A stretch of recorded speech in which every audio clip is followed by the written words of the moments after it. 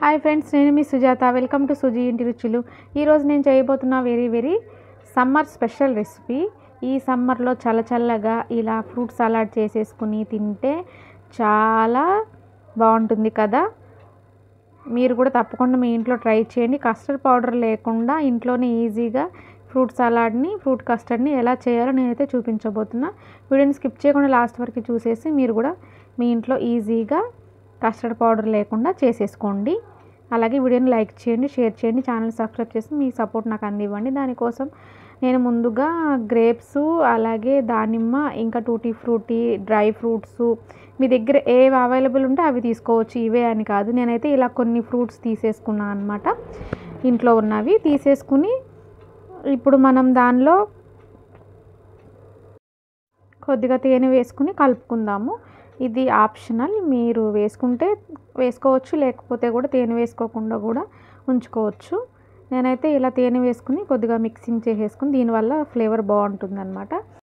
అలాగే ఒక half cup పాలలో 1 స్పూన్ కార్న్ఫ్లోర్ వేసుకుని కలిపేసుకుని పక్కన పెట్టేసుకుందాం. ఇప్పుడు మనం మిల్క్ని ఒక హాఫ్ లీటర్ వరకు మిల్క్ని తీసేసుకున్నాము. దాన్ని మనం స్టవ్ పైన పెట్టేసుకుని వేడి చేసుకుంటున్నాము. దీనిలో మనం స్వీట్ కోసం ఒక 4 స్పూన్ల షుగర్ యాడ్ చేసుకుందాము. ఫ్రూట్స్లో ఆల్రెడీ స్వీట్ ఉంటుంది కాబట్టి 4 స్పూన్లు వేసుకుంటే సరిపోతుంది, స్వీట్ కరెక్ట్గా ఉంటుంది. మిల్క్ని మనం ఒక పొంగు వచ్చేంత వరకు చక్కగా బాయిల్ చేసుకున్న తర్వాత ఇప్పుడు మనం కార్న్ఫ్లోర్ కలిపి పెట్టుకున్న పాలని యాడ్ చేసుకుందాం. ఈ కార్న్ఫ్లోర్ కలిపిన పాలు వేసుకున్న తర్వాత పాలు చిక్కగా అవుతాయి అన్నమాట. అలాగే మనము ఫుడ్ కలర్ యాడ్ చేసుకుందాము. మీరు కుంకుమ పువ్వు అయినా యాడ్ చేసుకోవచ్చు, లేదంటే ఇట్లా ఎల్లో కలర్ ఫుడ్ కలర్ కొద్దిగా పాలల్లో మిక్స్ చేసేసుకుని వేసుకున్నా అనమాట కలర్ కోసం. సూపర్గా మనకి చక్కగా మిల్క్ అనేది థిక్గా అయిపోయింది చూడండి. కార్న్ఫ్లోర్ వేసాం కదా, ఉడికించుకునేసరికి మిల్క్ చక్కగా థిక్గా అయిపోయినాయి అనమాట.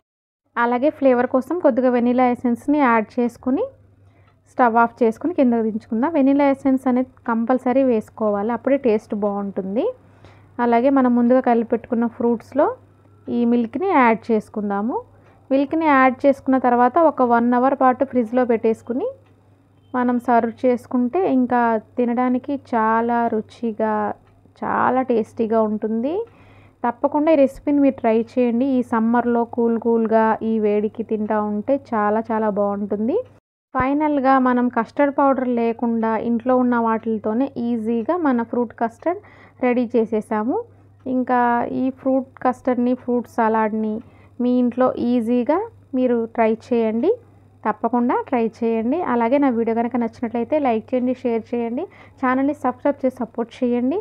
మరిన్ని ఇంట్రెస్టింగ్ వీడియోల కోసం పక్కనే ఉన్న బెల్ ఐకాన్ని ప్రెస్ చేసి ఆల్ నోటిఫికేషన్ ఆన్లో ఉంచుకోండి. నేను ఎప్పుడు ఏ వీడియో చేసినా ముందుగానే మీకు నోటిఫికేషన్ వస్తుంది. Bye friends.